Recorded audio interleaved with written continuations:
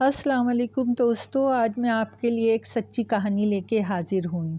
اس کا قصور صرف یہ تھا کہ وہ سیاہ رنگت کے ساتھ پیدا ہوا تھا اور اس سیاہ رنگت نے اس کی ہر اچھائی پہ سیاہ چادر تان دی تھی۔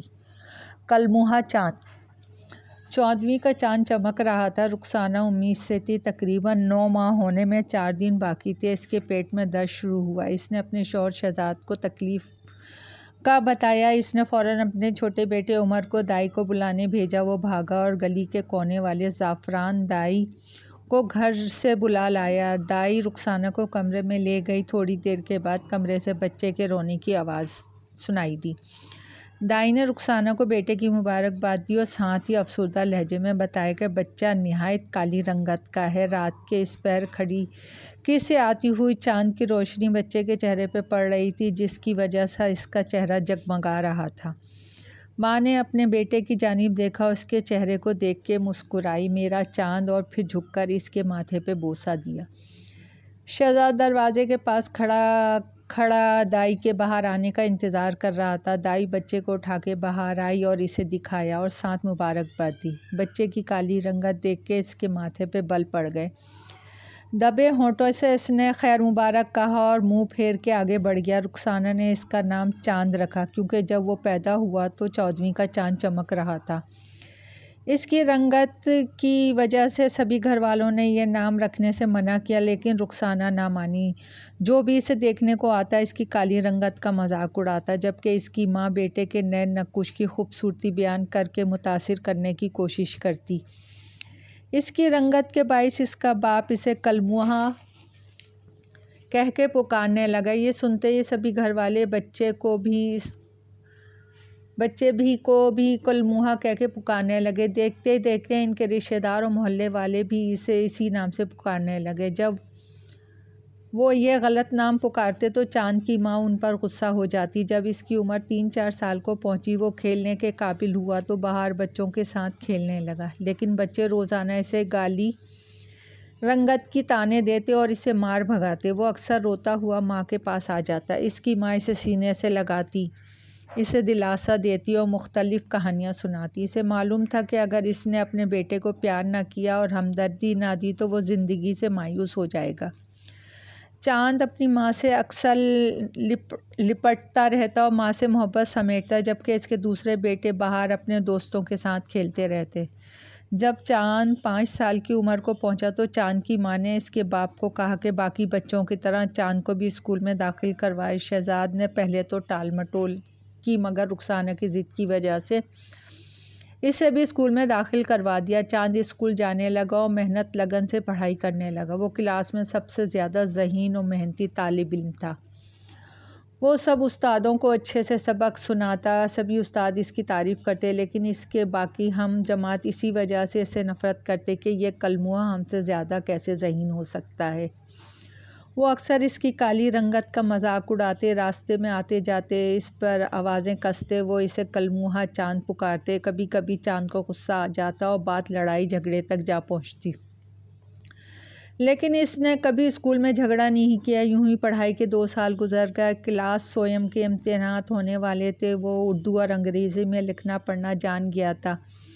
امتحان سے چند دن قبل جب وہ بریک کے وقت کلاس میں بیٹھا کھانا کھا رہا تھا تو اس کا ایک ہم جماعت اس سے چڑھاتے ہوئے کہنے لگا، اوئے کلموہے، چاند کیا کھا رہا ہے؟ وہ یوں ہی پکارتا رہا، لیکن چاند نے اس کی جانب توجہ نہ دی، کیونکہ ایسی باتیں سننا اس کا روز کا معمول تھا۔ توجہ نہ پا کر اس نے غصے میں چاند کو ماں کی گالی دے دی۔ ماں سے محبت کی وجہ سے وہ یہ گالی برداشت نہ کر سکا اور اس سے جھگڑا کرنے لگا۔ جھگڑا بڑھا اور اطلاع پرنسپل تک جا پہنچی۔ اس نے چاند کو ہمیشہ کے لیے اسکول سے نکال دیا۔ وہ روتا ہوا گھر جا پہنچا۔ ماں نے اسے سینے سے لگایا، لیکن اس کے باپ نے خوب پٹائی کی اور اسے مزدوری پہ لگا دیا۔ وہ 8 سال کی عمر میں مزدوری کرنے لگا۔ اس کے باپ اس سے پائی پائی کا حساب، مزدوری کا 1-1 روپیہ بھی اسے نہ دیتا، صرف اس کو 2 وقت کی روٹی ملتی۔ ماں چوری چھپے رات کو فروٹ کھلا دیتی تھی، جبکہ اس کے تینوں بڑے بھائی اچھا کھانا کھاتے اور اچھے اسکول میں پڑھتے۔ چاند کو پڑھنے کا بہت شوق تھا، اس لیے جب اس کے بھائی رات کو جلد سو جاتے وہ ان کی کتابیں رات گئے تک پڑھتا رہتا۔ اب جہاں چاند مزدوری کرتا تھا، اس کا مالک ایک نجی اسکول کا پرنسپل تھا۔ وہ ایک ہمدرد انسان تھا۔ چاند نے اس سے اسکول میں داخلہ لینے کی بات کی اور کہا کہ وہ امتحان دینے آ جایا کرے گا۔ پرنسپل نے اس کا ٹیسٹ لیا، پھر اس کی ذہانت کو دیکھتے ہوئے 7ویں کلاس میں داخلہ دے دیا۔ چاند اپنے بھائی کی کتاب سے پڑھتا رہتا تھا۔ پرنسپل اسے کبھی کبھی اس سے مزدوری لینے کے بجائے کلاس لینے بھیج دیتا تھا۔ یوں 4-5 سال تک وہ پرائیویٹ امتحان دیتا رہا اور اچھے نمبریں حاصل کرتا رہا۔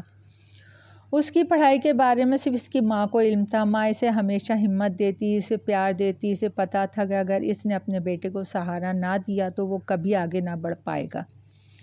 میٹرک کے بعد چاند کی فیکٹری میں نوکری لگ گئی۔ فیکٹری میں اسے کچھ فارغ وقت مل جاتا اور اس وقت وہ اپنی نصاب کی کتابیں پڑھتا رہتا۔ اس نے کالج میں پرائیویٹ داخلہ لے لیا تھا۔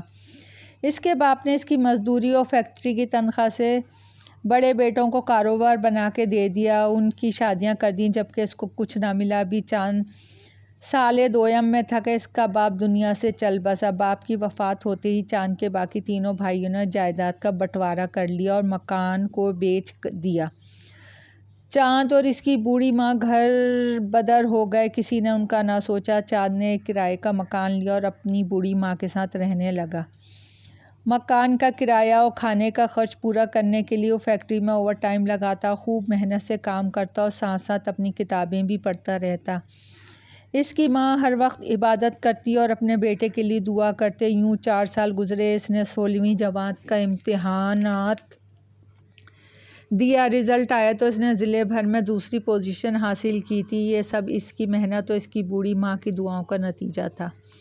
حکومت کی جانب سے استادوں کی بھرتی کا اعلان ہوا۔ چاند نے ٹیسٹ دیا۔ اس کا نام پہلی لسٹ میں پہلے نمبر پہ آیا۔ انٹرویو کے لیے وہ تیار ہو گیا۔ انٹرویو لینے والا چاند سے بہت متاثر ہوا۔ چند دنوں بعد اس کے گھر خط ملا۔ یہ خط اس کی سرکاری نوکری کا تھا۔ اس کی پوسٹنگ قریبی اسکول میں ہوئی تھی، وہی اسکول جس سے وہ بچپن میں نکالا گیا تھا۔ جب وہ اسکول پہنچا تو سب حیران رہ گئے۔ کالی رنگت والا چاند سب کو علم کی روشنی دینے آیا تھا۔ کسی کو بھی اس سے ایسی توقع نہ تھی۔ اگلے ہی روز وہ مٹھائی لے کے اپنے پرانے گھر والے محلے میں جا پہنچا۔ اس نے اپنے ہاتھوں سے بچوں میں مٹھائی تقسیم کی۔ جہاں بچپن میں اسے کلموہا جیسے الفاظ کہہ کر پکارا جاتا تھا، آج اسی جگہ چاند استاد زندہ باد کے نعرے لگ رہے تھے۔ اس منظر کو دیکھتے ہوئے اس کی آنکھوں میں آنسو بھر آئے۔ نوکری لگنے کی خوشی میں اس نے اپنے بھائیوں کو بھی مٹھائی کھلائی۔ وہ بھی بہت حیران تھے اور بچپن میں چاند پہ کیے گئے رویے پہ شرمندہ تھے۔ ان دنوں ان کے کاروبار خسارے میں جا رہے تھے۔ چند سالوں میں چاند نے اپنی تنخواہ سے نیا گھر خرید لیا، ایک موٹر سائیکل بھی خریدی اور ان کے علاوہ اپنی ماں رخسانہ کے نام پہ خیراتی ادارہ بھی قائم کیا۔ وہ غریبوں، یتیموں اور بوڑھوں لوگوں کو بڑھ چڑھ کے خدمت کرتا تھا، غریب بچوں کو مفت پڑھاتا۔ اب اس کی ماں کافی بوڑھی ہو چکی تھی اور بیمار رہنے لگی تھی۔ ایک روز اچانک اس کی طبیعت خراب ہوئی اور خون کی الٹیاں آنے لگیں۔ چاند ایمبولینس کے ذریعے اپنی ماں کو جلدی سے اسپتال لے کر پہنچا۔ جب ماں کو ہوش آئے تو اس نے ڈاکٹر کو کہا کہ چاند کو مجھ سے ملا دو۔ ڈاکٹر نے چاند کو اندر بلایا۔ اس کی ماں نے آہستہ آہستہ ہونٹ ہلائے اور چاند کو قریب ہونے کو بولا۔ چاند ماں کے چہرے کے قریب ہوا تو اس کی ماں نے اس کے ماتھے پہ بوسہ دیا، ویسے ہی جیسے اس کی پیدائش پہ پہلی مرتبہ دیا تھا، اور پھر اس کے ہونٹوں سے آہستہ آہستہ کلمہ طیبہ جاری ہوا۔ اس کی روح پرواز کر گئی۔ یہ سب دیکھتے ہوئے چاند پہ غشی طاری ہو گئی۔ وہ ماں کی میت کے ساتھ لپٹ کے رونے لگا اور ایک لمحے کے بعد اس سے ہچکی آئی اور اس کی بھی روح پرواز کر گئی۔ اگلے روز سارا گاؤں سوگ میں ڈوبا ہوا تھا۔